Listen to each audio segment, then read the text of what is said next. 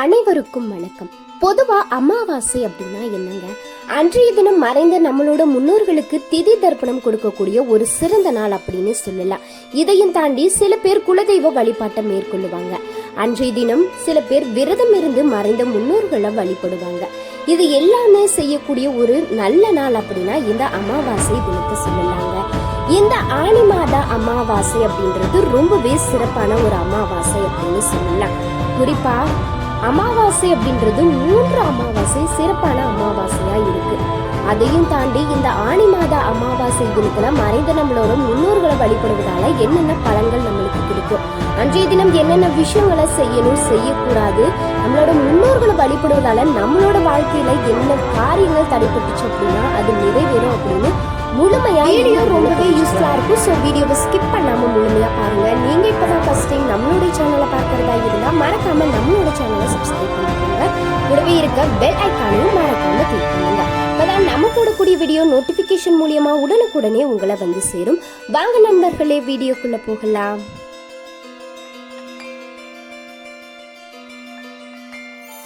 ஆனி மாத அமாவாசையில முன்னோர்களுக்கு தர்ப்பணம் செய்வதால இத்தனை நன்மைகளா அப்படின்னு நீங்க கேட்கலாம். பொதுவா திருவாதிரை, புனர்பூசம், பூசம் நட்சத்திரங்கள்ல வரக்கூடிய அமாவாசை என்று செய்யப்படும் பிதர் தர்ப்பணம் 12 ஆண்டுகள் முன்னோர்களுக்கு திருப்தியை ஏற்படுத்தும் அப்படின்னு சொல்றாங்க. ஆனி அமாவாசை என்று முழு நாளும் சர்வ அமாவாசையாக கடைபிடிக்கப்படுது. அன்றைய தினம் திருவாதிரை நட்சத்திரத்தில் வரக்கூடிய அமாவாசை நாளில் முன்னோர்களுக்கு தர்ப்பணம் செய்வதன் மூலம் முன்னோர்களுக்கு 12 ஆண்டுகள் தர்ப்பணம் செய்த திருப்தியை ஏற்படுத்தும். மறைந்த முன்னோர்களுக்கு முறையா பித்ரு பூஜை செய்தால் ஜாதகத்தில் இருக்கக்கூடிய தோஷங்கள் எல்லாம் கட்டாயம் அகன்றுவிடும் அப்படின்னு சொல்றாங்க. நம்மளோட குடும்பத்தில் வாழ்ந்து மறைந்த முன்னோர்களை பித்ருக்கள் அப்படின்னு சொல்லுவோம். அவங்களுடைய ஆத்மா சாந்தி அடையாததால வரக்கூடிய தோஷம் பித்ரு தோஷம் அப்படின்னு சொல்லலாம். ஜாதகத்துல சூரியன் இல்லனா சந்திரன் ராகுவுடனோ இல்ல கேதுவுடனோ எந்த இடத்துல சேர்ந்திருந்தாலும் பித்ரு தோஷம் இருக்கும். லக்னம், பஞ்சமம், சப்தமம், பாக்கியம் இந்த இடங்கள்ல ராகு கேதுக்கள் நின்றால் பித்ரு தோஷம் ஏற்படும். தோஷத்திலேயே மிக கொடிய தோஷமா இருப்பது இந்த பித்ரு தோஷம் தாங்க. இவங்க குடும்பம் ஜோதிட ரீதியில எவ்வளவு அதிர்ஷ்டமான கிரக நிலைகள் பெற்றிருந்தாலும் அந்த பலனை இவங்களால அடைய முடியாமல் பித்ருக்களும் பித்ரு தேவதைகளும் தடை செய்துட்டு இருப்பாங்க. பிதர் தோஷம் தன்னையும் தன்னோட குடும்பத்தையும் குழந்தை சம்பந்தமான பிரச்சனைகளையும் கணவன் மனைவி சம்பந்தமான பிரச்சனைகளையுமே கொடுக்கும். ராமேஸ்வரம் சென்று திலஹோமம் செய்வதும், கயா சிராத்தம் செய்வதும், காசி, அலகாபாத், பத்ரிநாத் சென்று திவசம் செய்வதும், திருவெண்காடு சென்று திதி கொடுப்பதும் இந்த தோஷத்துக்கு பரிகாரமா சொல்லப்பட்டிருக்கு. ஒரு ஜாதகத்துல பூர்வ புண்ணிய ஸ்தான பலம் குறைந்தவர்களுக்கு சுகமான வாழ துணை புரிவது தெய்வாம்சம் பொருந்திய முன்னோர்கள் தான். இவங்களை வழிபடும் முறைக்கு பிது தர்ப்பணம் இல்லனா சிரார்த்தம் அப்படின்னு பெயர் இருக்கு.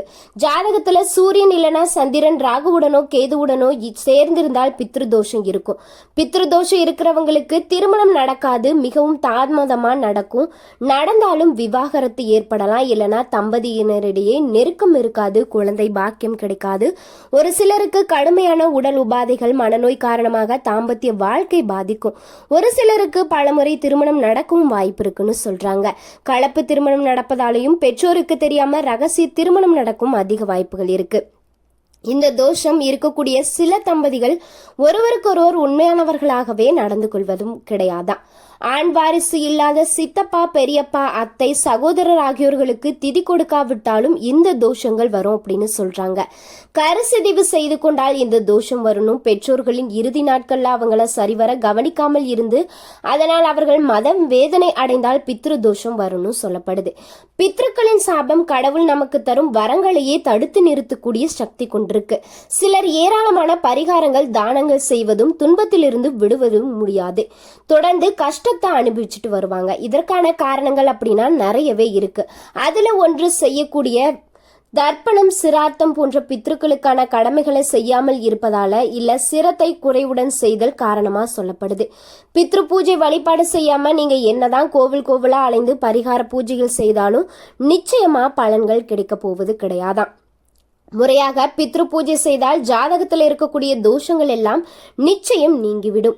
நமது முன்னோர்கள்ல ஒருவர் இறந்த திதி பட்சம் தமிழ் மாதம் அறிந்து ஒவ்வொரு தமிழ் வருடமும் அதே மாதத்துல அதே திதி என்று குடும்பத்தாரர்கள் பிண்டம் செய்து வைத்து படைப்பதே சிரார்த்தம். இதனால் குடும்பத்தில் சகல தோஷங்களும் நிவர்த்தியாகும். இந்த தர்ப்பணத்தை இதே போல அமாவாசை திதிகளையும் செய்து வந்தா மிகப்பெரிய நன்மைகள் உங்களுக்கு கிடைக்கும். முன்னோர்களின் இறந்த திதி தெரியாதவங்க ஆடி அமாவாசை இல்லனா தை அமாவாசை மகாலய பட்சத்தில் வரக்கூடிய மகாபரணி மத்தியாஷ்டமி அன்று ராமேஸ்வரம் சொந்த ஊரில் இருக்கக்கூடிய ஏதாவது ஒரு கோவில் இல்லனா ஆற்றங்கரை கடற்கரை வீட்டிலேயே சிரார்த்தம் செய்வது உங்களுக்கு அதிக நன்மைகளை கொடுக்கும். மாதம் திதி கொடுக்க முடியாதவங்க ஏதாவது ஒரு அமாவாசை நாள்ல செய்து வருவது ரொம்ப நன்மையும் அளப்பரிய நல்ல புண்ணியங்களையுமே உங்களுக்கு கொடுக்கும். சாதாரணமா அமாவாசையானது அனுஷம் விசாகம் சுவாதி நட்சத்திரங்கள்ல வரும் அப்படின்னா அப்போது செய்யக்கூடிய சிரார்த்தம் ஒரு வருடத்திற்குரிய திருப்தியை உண்டாக்கும். திருவாதிரை புனர்பூசம் பூசம் நட்சத்திரங்கள்ல வரக்கூடிய அமாவாசை என்று செய்யப்படும் பிதுர் தர்ப்பணம் 12 ஆண்டுகள் பிதுர்களுக்கு திருப்தி ஏற்படுத்தும் அப்படின்னு சொல்றாங்க. அவிட்டம் சதயம் பூரட்டாதி நட்சத்திரங்கள்ல வரக்கூடிய அமாவாசை என்று செய்யப்படும் பித்ரு பூஜையானது பித்ருக்களுக்கும் தேவர்களுக்கும் கிடைக்காத புண்ணிய காலத்தை தரும். மாசி மாதத்து அமாவாசையானது சதய நட்சத்திரத்தன்று வரும் அப்படின்னா அது பித்ருக்களுக்கு ரொம்பவே திருப்தி அளிக்கக்கூடிய காலமாகவும் சொல்றாங்க. மாசி மாத அமாவாசை அவிட்டம் நட்சத்திரத்தில் வருமானால் அதுவும் பித்ருக்களுக்கு அளவற்ற மன மகிழ்ச்சியை கொடுக்கும். அந்த நாளில் பித்ருக்களை நினைத்து அன்னதானம் இல்லைனா தண்ணீர் தானம் செய்தால் 16,000 ஆண்டுகள் பித்ருக்களை திருப்தி செய்த பலன்கள் கிடைக்கும்.